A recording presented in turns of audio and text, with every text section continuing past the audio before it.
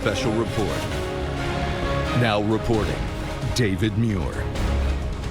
Good morning. We come on the air. You see the president in the Rose Garden. Let's listen as he declares a national emergency. I'd like to just say that we have a large team of very talented people in China. We've had a negotiation going on for about 2 days.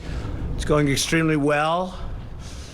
Who knows what that means, because it only matters if we get it done, but we're very much working very closely with China and President Xi, who I respect a lot. Very good relationship that we have. And we're a lot closer than we ever were in this country with having a real trade deal. We're covering everything, all of the points that people have been talking about for years that said couldn't be done, whether it was theft or anything. The unfairness. We've been losing, on average, $375 billion a year with China. A lot of people think it's $506 billion. Some people think it's much more than that. We're going to be leveling the playing field. The tariffs are hurting China very badly. They don't want them, and frankly, if we can make the deal, it'd be my honor to remove them. But otherwise, we're having many billions of dollars pouring into our treasury. We've never had that before with China. It's been very much of a one-way street. So that's happening, and the relationship with China is very good, but I think they finally respect our country. They haven't respected us for a long time, not for a long time. The UK and the US, as you probably have been seeing and hearing, we're agreeing to go forward and preserve our trade agreement. You know all of the situation with respect to Brexit and the complexity and the problems, but we have a very good trading relationship with UK, and that's just been strengthened further. So with the UK, we're continuing our trade, and we are going to actually be increasing it very substantially as time goes by. We expect that the UK will be very, very substantially increased as it relates to trade with the United States. The relationship there also is very good. We have a lot of great announcements having to do with Syria and our success with the eradication of the caliphate, and that'll be announced over the next 24 hours, and many other things. A lot of positive things are going on. We're working on a summit, and you know all about the summit. It'll be in Vietnam, Hanoi, and we'll be meeting in Hanoi. I think a lot of you will be going, I suspect. And I hope we have the same good luck as we had in the first summit. A lot was done in the first summit. No more rockets going up, no more missiles going up, no more testing of nuclear. Get back our remains, the remains of our great heroes from the Korean War. And we got back our hostages. But we hope we're going to be very much equally as successful. I'm in no rush for speed. We just don't want testing. The sanctions, as you know, remain. Everything is remaining. China's been helping us, and Russia's been helping us. And South Korea, I think you can say, has been, we've been working very closely with South Korea, with Japan. But China, Russia on the border have really been at least partially living up to what they're supposed to be doing, and that's okay, as per the United Nations. So we will have a meeting on the 27th and 28th of February, and I think that will be a very successful, and I look forward to seeing Chairman Kim. We have also established a very good relationship, which has never happened between him or his family and the United States. They have really taken advantage of the United States. Billions of dollars has been paid to them, and we won't let that happen. But we think that North Korea and Chairman Kim have a tremendous potential as an economic force, economic power. Their location between South Korea and then Russia and China, right smack in the middle, is phenomenal. And we think they have a great chance for tremendous economic prosperity in the future. So I look forward to seeing Chairman Kim in Vietnam. Today, I'm announcing several critical actions that my administration is taking to confront a problem that we have right here at home. We fight wars that are 6,000 miles away, wars that we should have never been in many cases, but we don't control our own border. So we're going to confront the national security crisis on our southern border, and we're going to do it one way or the other. We have to do it. Not because it was a campaign promise, which it is. It was one of many, by the way, not my only one. We're rebuilding the military. Our economy is thriving like never before. You look at other economies, they're doing terribly, and we're doing phenomenally. The market is up tremendously today. Not that that's anything, but, you know, because I'll go back in and they'll say, oh, the market just went down. But the market is getting close to the new highs that we created. We have all the records. We have every record, but we're getting close to that point again where we'll create new records. So our country is doing very well economically, and we've done a lot. But one of the things I said I have to do and I want to do is border security, because we have tremendous amounts of drugs flowing into our country, much of it coming from the southern border. When you look and when you listen to politicians, in particular certain Democrats, they say it all comes through the port of entry. It's wrong. It's wrong. It's just a lie. It's all a lie. They say walls don't work. Walls work 100%. Whether it's El Paso, I really was smiling because the other night I was in El Paso. We had a tremendous crowd. And I asked the people, many of whom were from El Paso, but they came from all over Texas. And I asked them, I said, let me ask you, as a crowd, when the wall went up, was it better? You were there, some of you. It was not only better, it was like 100% better. You know what they did. But that's only one example. There are so many examples. In El Paso, they have close to 2,000 murders right on the other side of the wall. And they had 23 murders. It's a lot of murders. But it's not close to 2,000 murders, right on the other side of the wall in Mexico. So everyone knows that walls work, and there are better examples than El Paso, frankly. You just take a look almost everywhere. Take a look at Israel. They're building another wall. Their wall is 99.9% effective, they told me. 99.9%. That's what it would be with us, too. The only weakness is they go to a wall and then they go around the wall. They go around the wall and in. Okay? That's what it is, very simple. And a big majority of the big drugs, the big drug loads, don't go through ports of entry. They can't go through ports of entry. You can't take big loads because you have people. We have some very capable people, the Border Patrol, law enforcement, looking. You can't take human traffic, women and girls. You can't take them through ports of entry. You can't have them tied up in the back seat of a car or a truck or a van. They open the door, they look. They can't see three women with tape in their mouth or three women whose hands are tied. They go through areas where you have no wall. Everybody knows that. Nancy knows it. Chuck knows it. They all know it. It's all a big lie. It's a big con game. You don't have to be very smart to know. You put up a barrier, the people come in, and that's it. They can't do anything unless they walk left or right and they find an area where there's no barrier and they come into the United States. Welcome. We've detained more people. Our border agents are doing such incredible work. Our military has been incredible. We put up barbed wire on top of certain old walls that were there. We fixed the wall and we loaded up with barbed wire. It's very successful. But our military has been fantastic, and I want to thank them. And it's very necessary. We've broken up 2 caravans that are on their way. They just are breaking. They're in the process of breaking up. We have another one that we haven't been able to break up yet. We've been actually working with Mexico much better than ever before. I want to thank the president. I want to thank Mexico. They have their own problems. They have the largest number of murders that they've ever had in their history. Almost 40,000 murders. 40,000. And they got to straighten that out, and I think they will. But I just want to thank the president because he's been helping us with these monstrous caravans that have been coming up. We had one that was up to over 15,000 people. It's largely broken up. Others have gotten through. And in Tijuana, you have a lot of people staying there. If we didn't have the wall up and if we didn't have the wall secured and strengthened, they would have walked right through. They'd be welcome to the United States.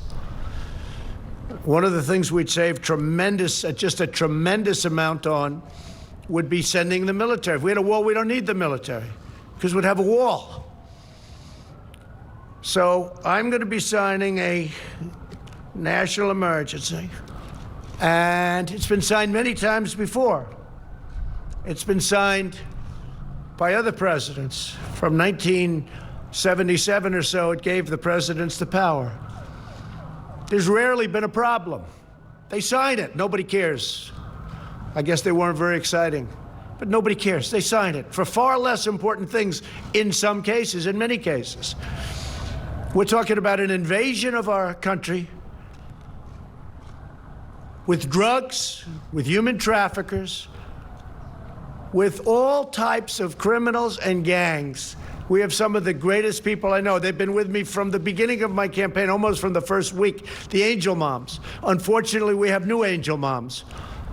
One incredible woman just showed me her daughter, who we're talking about killed in the year of 18. I said, I haven't seen you before. She said, no, I'm new. I said, that's too bad. It's too bad. It's so sad. Stand up just for a second. Show how beautiful your girl was.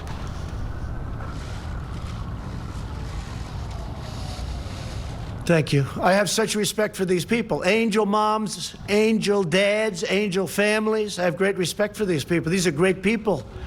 These are great people. They're fighting for their children that have been killed by people that were illegally in this country. And the press doesn't cover them. They don't want to, incredibly. And they're not treated the way they should be. They're fighting for other people because they don't want what happened to their children or husband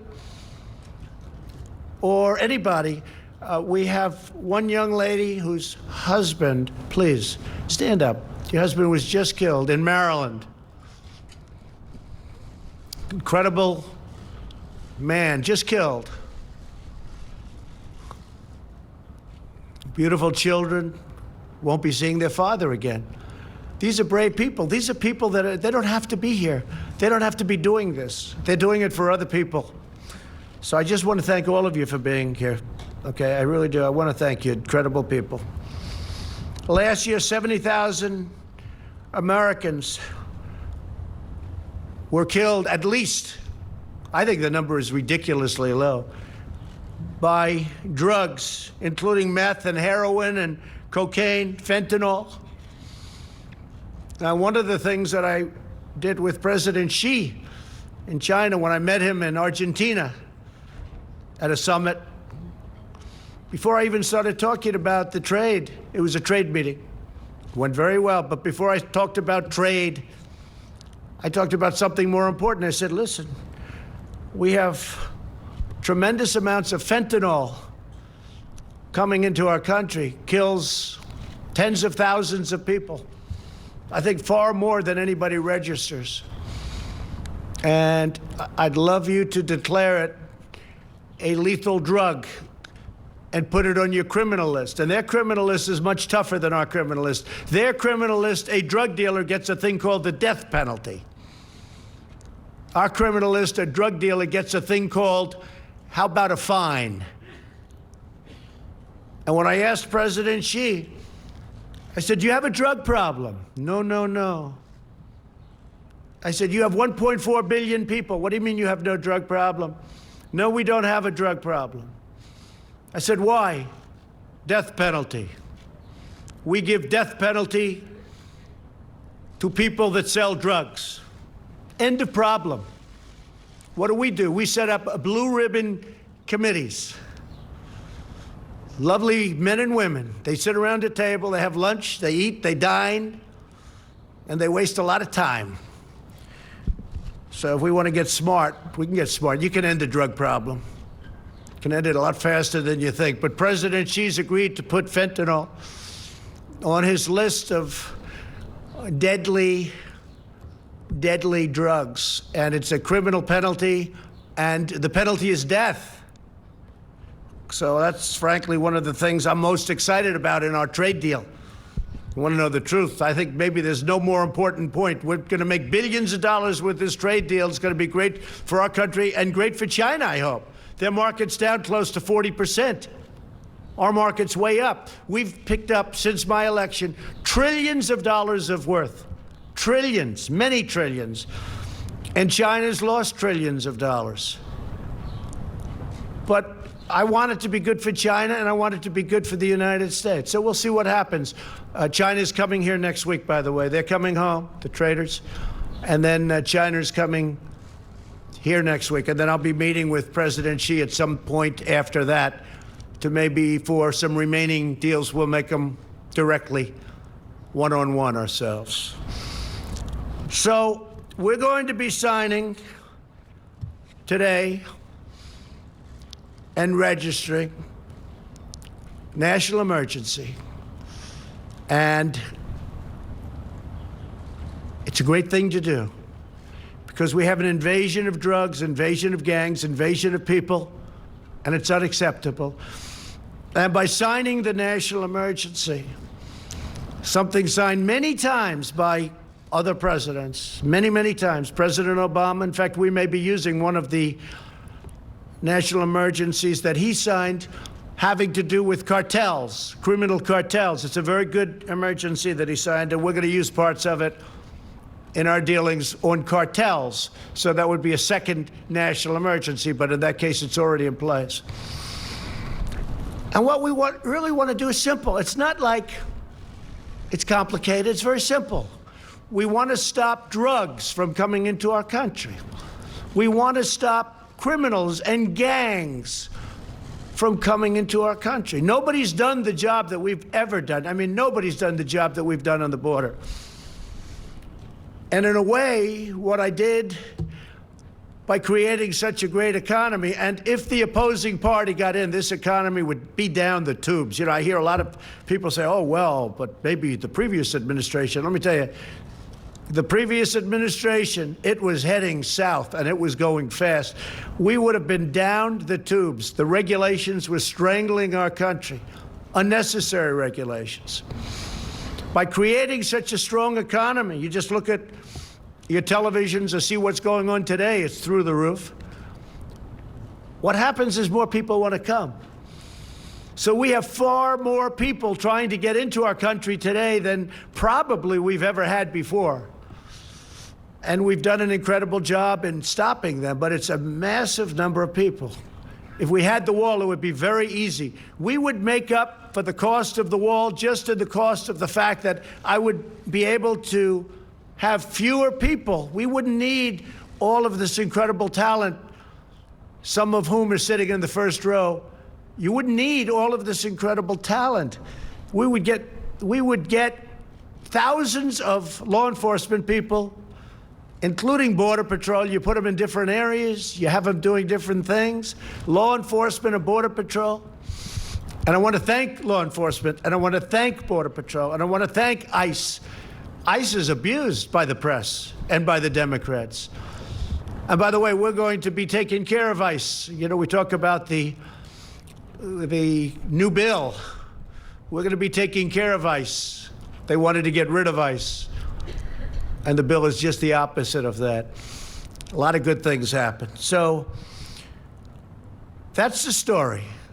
We want to have a safe country. I ran on a very simple slogan: make America great again. If you're going to have drugs pouring across the border, if you're going to have human traffickers pouring across the border in areas where we have no protection, in areas where we don't have a barrier, then very hard to make America great again. But we've done a fantastic job, but we haven't been given the equipment. We haven't been given the walls. And in the bill, by the way, they didn't even fight us on most of the stuff. Ports of entry, we have so much money, we don't know what to do with it. I don't know what to do with all the money they're giving us. It's crazy.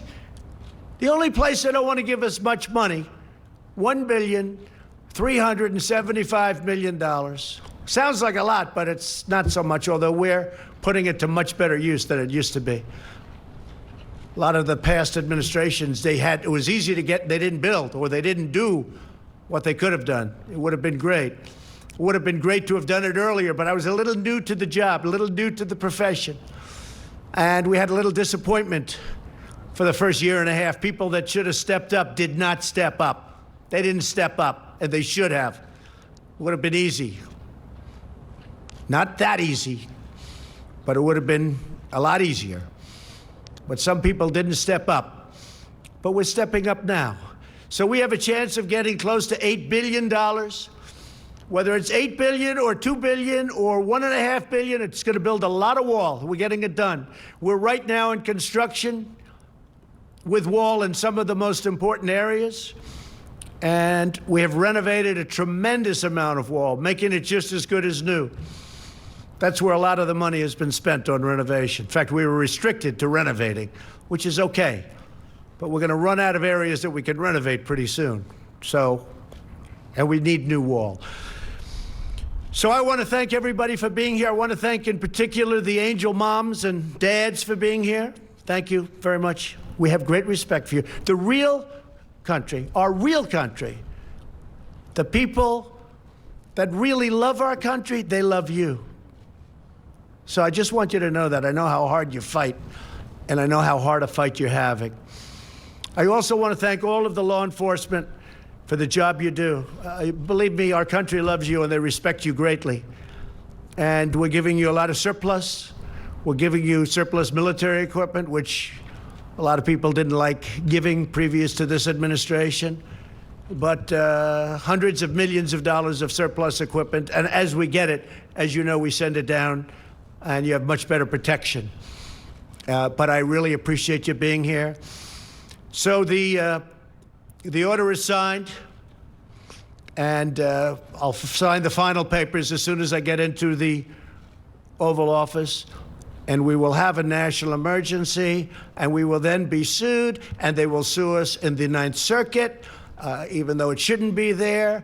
And we will possibly get a bad ruling, and then we'll get another bad ruling, and then we'll end up in the Supreme Court, and hopefully we'll get a fair shake, and we'll win in the Supreme Court. Just like the ban, they sued us in the Ninth Circuit, and we lost, and then we lost in the appellate division, and then we went to the Supreme Court, and we won. And it was very interesting, because yesterday they were talking about the ban, because we have a ban. It's very helpful. Madam Secretary, is that right? Without the ban, we'd have a bigger problem. We have a ban on certain areas, certain countries, depending on what's going on in the world. And we won, but somebody said, President Trump lost on the ban. Well, he was right. I lost at the lower court. He didn't say that we ultimately won at the United States Supreme Court. They didn't want to say that. They didn't want to go that far. They were saying how I lost. The person sitting right up here, Donald Trump lost on the ban. Yeah, I did. And then I lost a second time. You should have said that too. And then it went to the Supreme Court, and I won. Didn't want to take it that far. But we won on the ban, and we won on other things too. The probably easiest one to win is on declaring a national emergency, because we're declaring it for virtual invasion purposes, drugs, traffickers, and gangs. And one of the things, just to finish, we have removed thousands of MS-13 gang monsters. Thousands. They're out of this country. We take them out by the thousands, and they are monsters. Okay, do you have any questions? Yeah. John, go ahead. Yes, we do. You were prepared. Mr. President, a lot of the money... Were you saying I was prepared? What, with the microphone and prepared for I thought you questions? meant I was prepared. I couldn't believe you said that. People don't like saying that. You were prepared for questions. I am prepared. I'm always prepared. A lot of the money that goes to count toward your $8 billion is money that's being reprogrammed in the DOD budget. How can you guarantee to military families and to our men and women of the military that none of the money that would be reprogrammed to a wall will take away from other technology, other renovations, construction that is desperately needed in our military? So, John, we had certain funds that are being used at the discretion of generals, at the discretion of the military. Some of them haven't been allocated yet, and some of the generals think that this is more important. I was speaking to a couple of them. They think this is far more important than what they were going to use it for. I said, what were you going to use it for? And I won't go into details, but didn't sound too important to me. Plus, if you think, I've gotten $700 billion for the military in year one, and then last year, $716 billion. And we're rebuilding our military. But we have a lot, and under the previous administration, our military was depleted, badly depleted, and they weren't spending. I mean, they had a much smaller amount of money. So when I got $700 billion and then $716 billion, and this year it's going to be pretty big too, because there's few things more important than our military. You know, I'm a big deficit believer in all of that, but before we really start focusing on certain things, we have to build up our military. It was very badly depleted. And we're buying all new jet fighters, all new missiles, all new defensive equipment. We'll soon have a military like we've never had before. But when you think about the kind of numbers you're talking about, so you have $700 billion, $716 billion, when I need $2 billion, $3 billion out of that for a wall, which is a very important instrument, very important for the military because of the drugs that pour in. And as you know, we have specific rules and regulations where they have drugs and what you can do in order to stop drugs, and that's part of it too. We're taking a lot of money from that realm also. But when you have that kind of money going into the military, this is a very, very small amount that we're asking for. Now, go ahead. Go ahead. ABC, not NBC. I like ABC a little bit more, not much. Come on, ABC. Not much. Pretty close. Mr. President, what do you say to those, including some of your Republican allies, who say that you are violating the Constitution with this move and setting a bad precedent that will be abused by possibly Democratic presidents in the future? Marco Rubio. Well, not too many people, Not too many people have said that. But the courts will determine that. Look, I expect to be sued. I shouldn't be sued. Very rarely do you get sued when you do national emergency. And then other people say, oh, if you use it for this, now what are we using it for? We've got to get rid of drugs and gangs and people. It's an invasion. We have an invasion of drugs and criminals coming into our country that we stop, but it's very hard to stop. With a wall, it would be very easy. So I think that we will be very successful in court. I think it's clear. And the people that say we create precedent, well, what do you have, 56 or a lot of times? Well, that's creating precedent. And many of those are far less important than having a border. You don't have a border, you don't have a country. You know, we fight, before I got here, we fight all over the world to create borders for countries. But we don't create a border for our own country. So I think what will happen is, sadly, we'll be sued, and sadly, it'll go through a process, and happily we'll win, I think. Go ahead. Let's go. Let's hear it, NBC. Thank you, Mr. President. I just want to say, when in the past, when President Obama tried to use executive action as it related to immigration, you said the whole concept of executive order, it's not the way the country's supposed to be run. You said you're supposed to go through Congress and make a deal. Will you concede that you were unable to make the deal that you had promised in the past, and that the deal you're ending up with now from Congress is less than what you could have had before a 35-day shutdown? I went through Congress. I made a deal. I got almost $1.4 billion when I wasn't supposed to get $1. Not $1. He's not going to get $1. Well, I got $1.4 billion, but I'm not happy with it. I also got billions and billions of dollars for other things. Port of entries, lots of different things. The purchase of drug equipment, more than we were even requesting. In fact, the primary fight was on the wall. Everything else, we have so much, as I said, I don't know what to do with it. We have so much money. But on the wall, they skimped. So I was successful in that sense, but I want to do it faster. I could do the wall over a longer period of time. I didn't need to do this, but I'd rather do it much faster. And I don't have to do it for the election. I've already done a lot of wall for the election, 2020. And the only reason we're up here talking about this is because of the election. Because they want to try and win an election, which it looks like they're not going to be able to do. And this is one of the ways they think they can possibly win, is by obstruction and a lot of other nonsense. And I think that I just want to get it done faster. That's all. Okay. Yes, ma'am. Go ahead. Thank you, Mr. President. Thank Roberta you. Rampton from Reuters. I wanted to ask about China. Do you feel that enough progress has been made in the talks to head off the increase in tariffs scheduled for March 1? Well, you know, you're talking to the wrong person, because I happen to like tariffs, okay? I mean, we're taking in billions and billions of dollars in tariffs from China. And our steel industry now, as an example, we tax dumped steel. Much of it comes from China at 25%. Our steel industry is so vibrant now again. They're building plants all over the United States. It's a beautiful thing. And from a defensive standpoint, and from any standpoint, you need steel. You know, you can do without certain industries. Our country cannot do without steel. So I love tariffs, but I also love them to negotiate. And right now, China is paying us billions of dollars a year in tariffs. And I haven't even started. Now, here's the thing. If we make a deal, they won't have to pay. You know, it'll be a whole different story. They won't be paying that, but we'll have a fair deal. There won't be intellectual property theft. There won't be so many other things that have gone on. And no other president has done this. No other president. We didn't have a deal with China. You had the WTO, one of the worst trade deals ever made, probably even worse than NAFTA, if that's believable, which is, you know, hard to believe, because I think NAFTA was just a disaster. It was a total disaster for our country. And now we made the USMCA, which is going to be a great deal.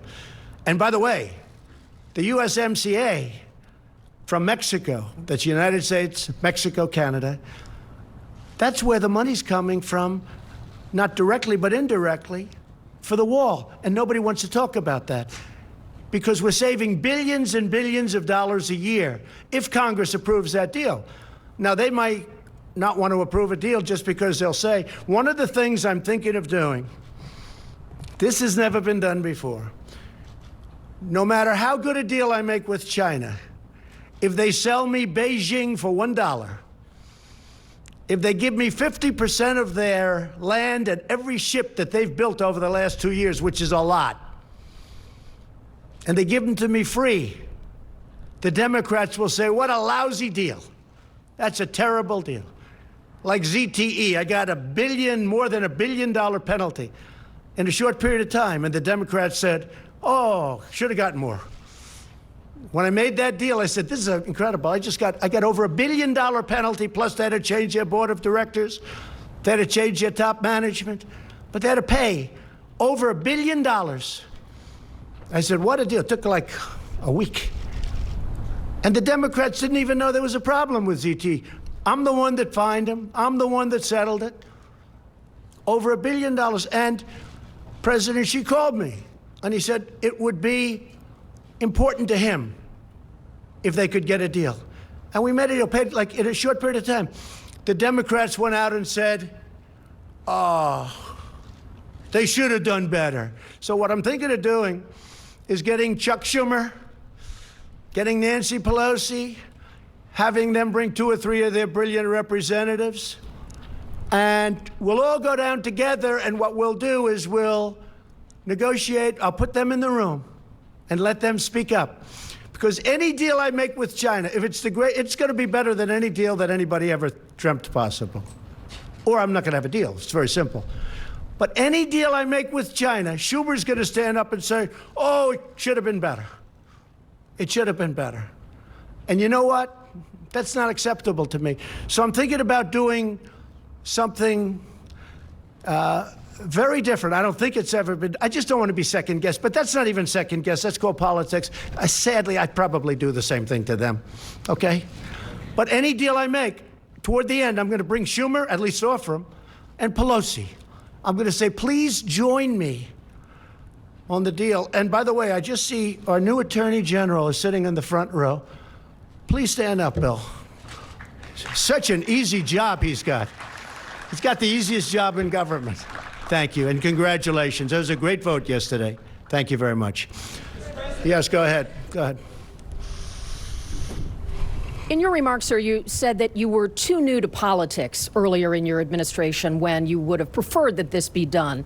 Is that an admission of how you might be changing on the job? And well, I'm learning. I mean, I am learning. Don't forget, it's not like I've done this for.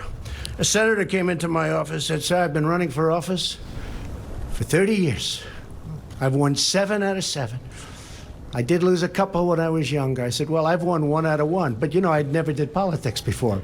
Now I do politics. I will tell you, I'm very disappointed at certain people, in particular one, for not having pushed this faster. Are you referring to But Speaker I've Ryan, learned- sir? Who? Speaker Ryan? Let's not talk about it.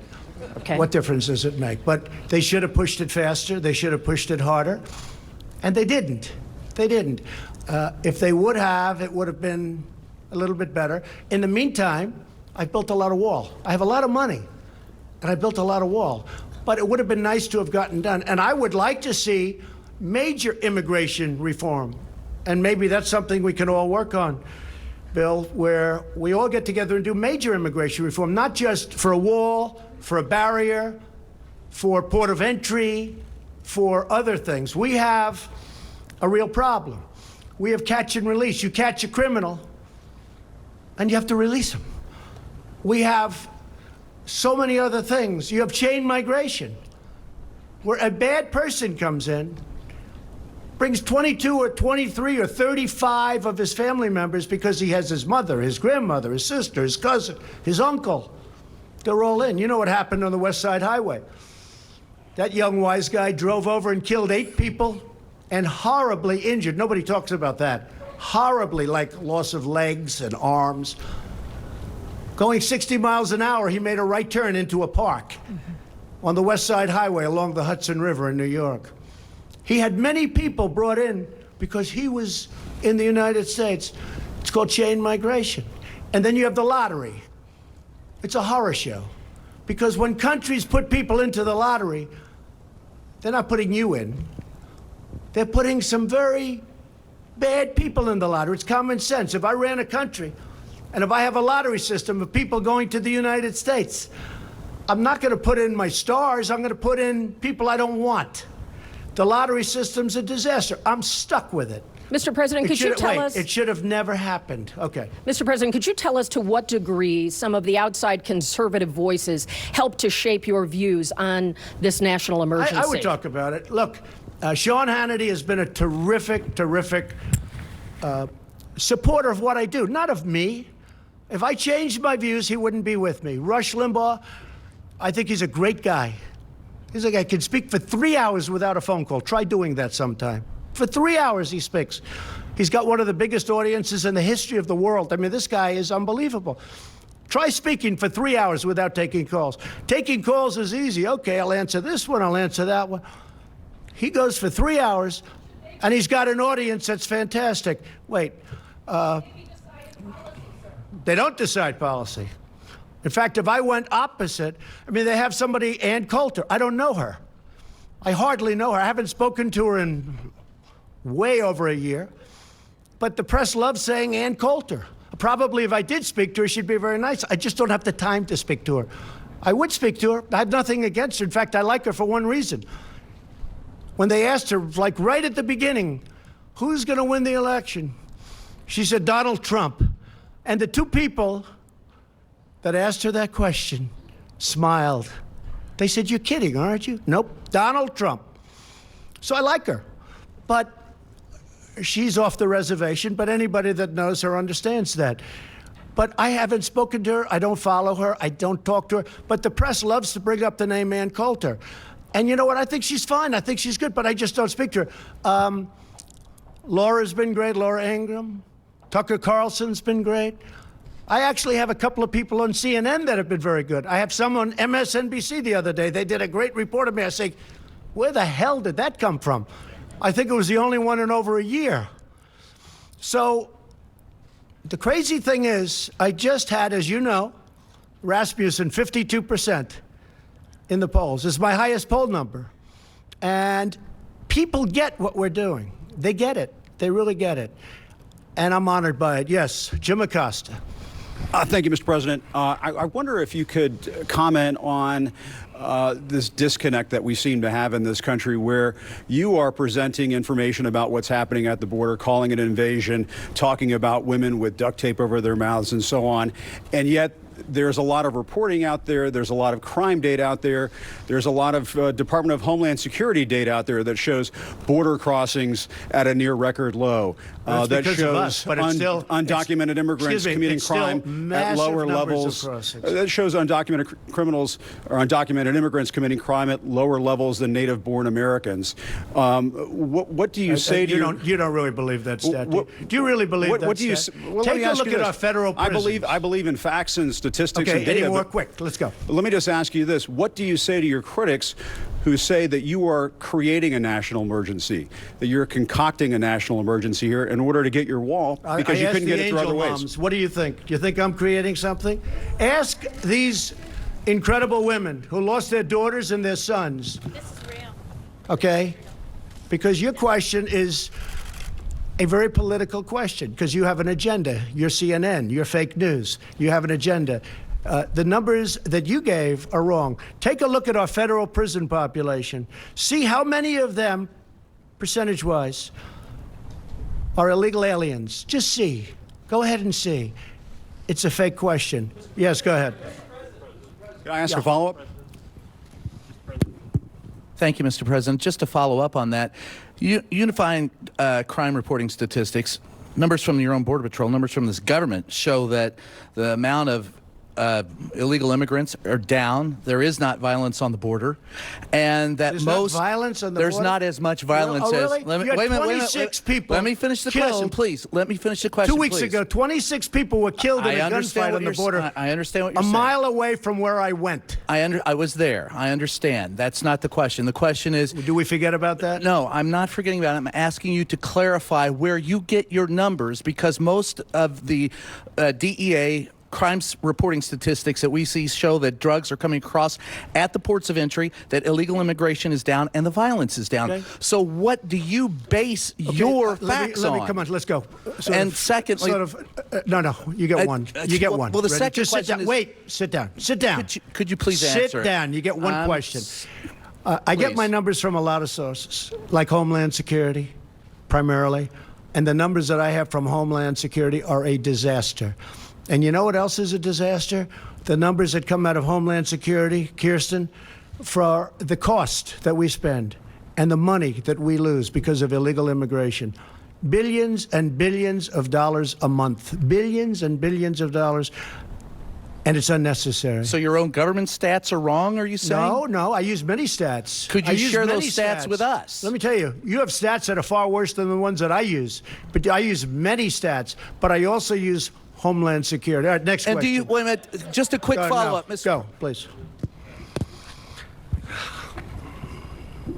Thank you, Mr. President. I just want to bring you back to China for a second. The White House put out a statement today talking about the March 1st deadline. The other day, though, you gave the possibility that maybe this could slide. Are you eyeing a possible extension, 30 days, maybe 60 days? Where does the status there? Or is March 1st So it's a very big deal.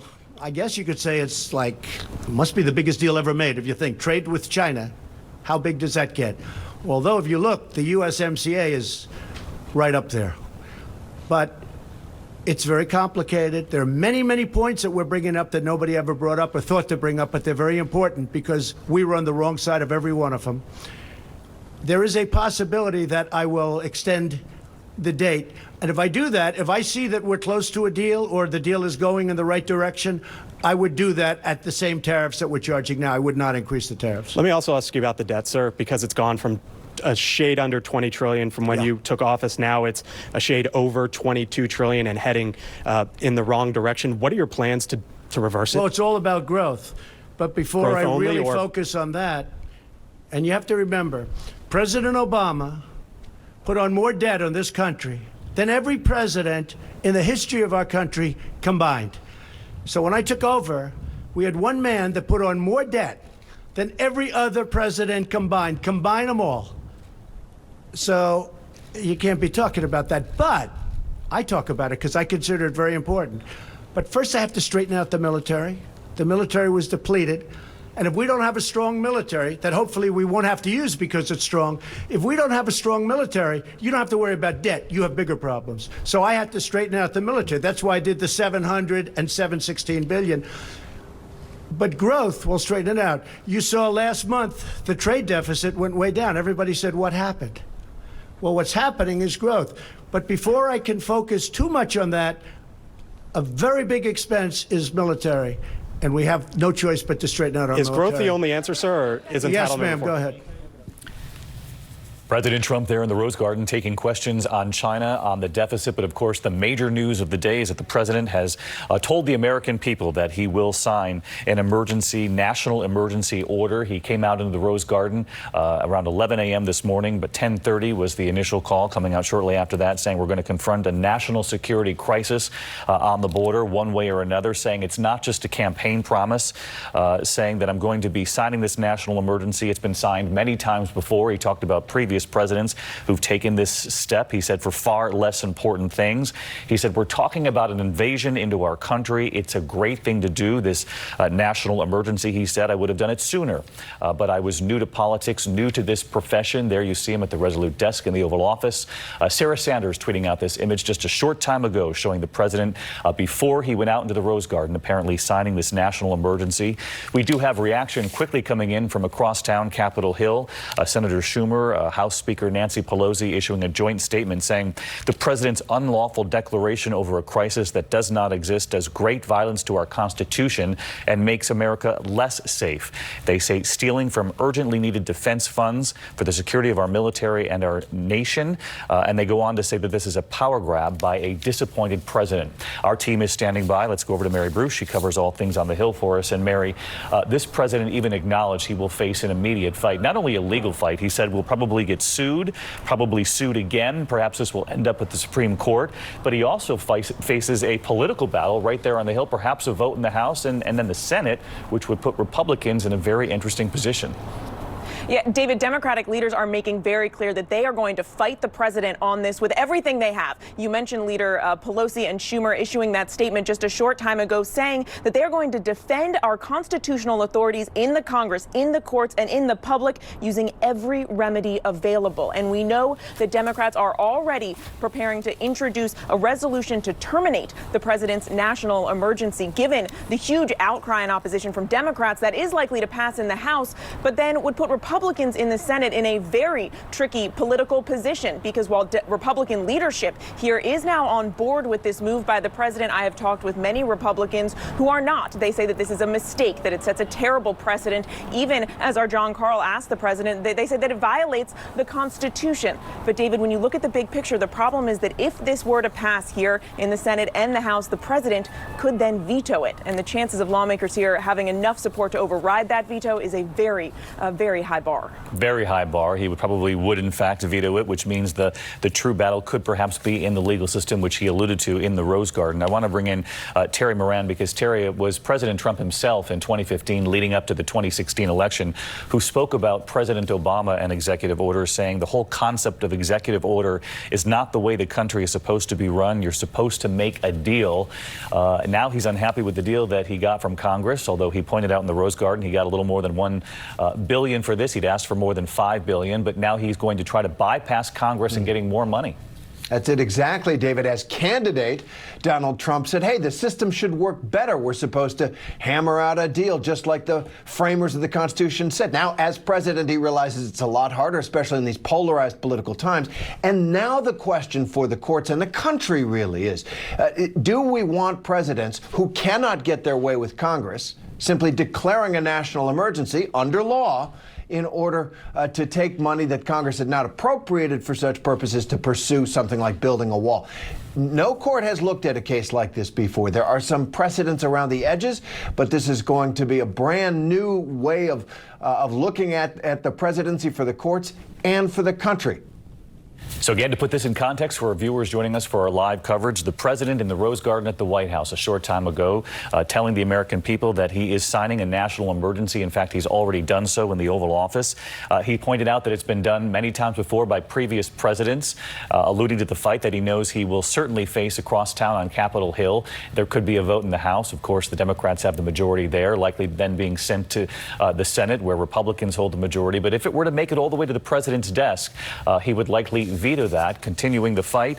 And then he also said, I'll be sued and sued often, and perhaps this will go all the way to the Supreme Court. So he knows the fight that lies ahead for him, but he continues to push ahead with trying to find other ways for funding for his border wall. We can put it up on the screen, the money and where it comes from.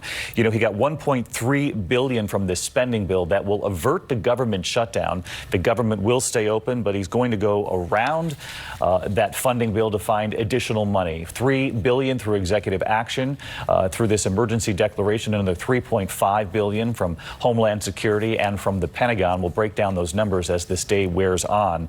He said we're going to confront this national security crisis, and he's aware of the criticism that this is to fulfill a campaign promise that he said he would build the wall, that Mexico would pay for it. But these numbers right here, those are American taxpayer funds. So clearly Mexico not paying for it, at least not in the interim. And let's go to John KARL right outside the White House. The president has headed back into the Oval Office. John, Sarah Sanders tweeting out the image. The president actually signed this order right before he came out to the Rose Garden. And he pointed out a number of times he's aware of the political and legal fight ahead.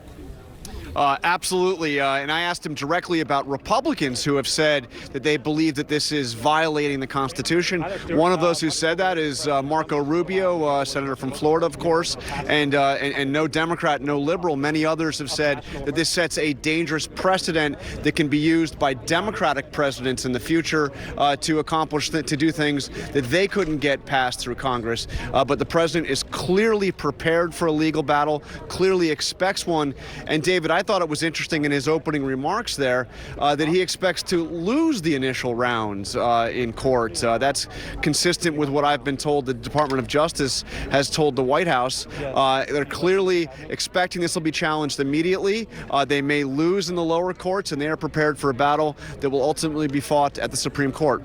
And quick question for you, John, before we wrap up here. Senate Majority Leader Mitch McConnell, of course, had been one of those critics on the Republican side against any emergency declaration by the president, though in the last 24 hours he said he would support the president. What's the calculation on his part?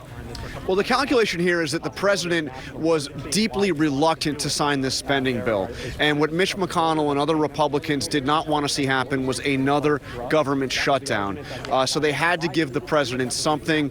They had to say, look, sign this bill and we will drop our objections to the idea of a national emergency. But, you know, make no mistake, Mitch McConnell made his opinion quite clear on how he views these national emergencies. But in this case, he felt that what was important ultimately was to prevent another government shutdown. All right, our chief White House correspondent, Jonathan KARL, right there in the Rose Garden. Our thanks to John, to Terry Moran, Mary Bruce, our entire team in Washington.